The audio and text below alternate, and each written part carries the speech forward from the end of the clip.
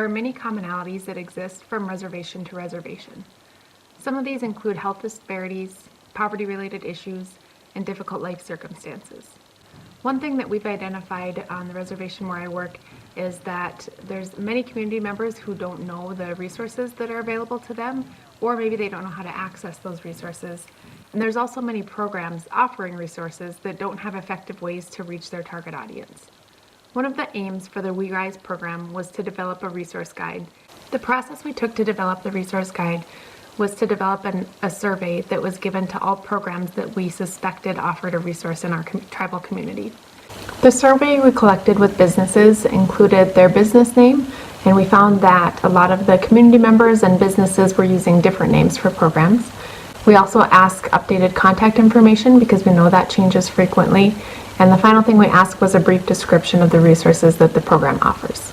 From there, we compiled all the results from the surveys and organized them into a spreadsheet and eventually into a document that contained all the information we collected from the surveys. After the resource guide was developed, we used it as part of the We Rise intervention with young American Indian mothers, and what they did was identified a resource program from the guide that they wanted to use to help them achieve their goal that they set related to income and education. After that intervention was done, all participants in the study, including the control arm, got a copy of the resource guide, and we collected some informal feedback on the resource guide on its usefulness. Based on the feedback we received, we decided to reorganize the resource guide a bit. Originally, we had all the programs listed alphabetically and then icons next to each one indicating the category that they fell into. But when we reorganized, we put everything in order of category and then alphabetically. Some of the resources we identified originally had changed contact information or wanted different descriptions, so we did do one final update before we produced the final version of it.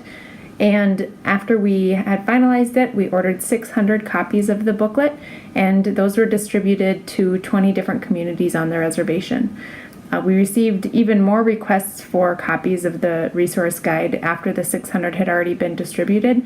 So we uploaded our resource guide onto the web on our work page, the tribal council page, other local pages that people frequently visit, so people could then download it and print their own copy if they didn't receive one of the copies that we provided.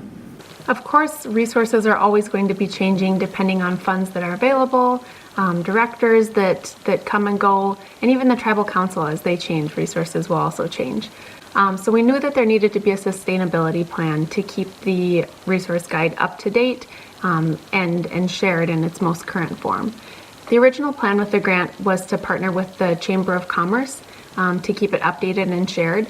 But because of some reorganization of the Chamber of Commerce, that plan did not work out. Other options that we're looking into include the tribal departments, such as support services on our reservation, also the telephone authority, or any other program really that offers social services or community development, to see if there's a possibility that they could take on updating the resource guide and sharing it as it changes and evolves over time. One frequent comment we got as we collected the initial survey on resources was, "Thank you for doing this. We're so appreciative that somebody's taking the initiative to share information about the resources that exist, because nobody knows what we do here."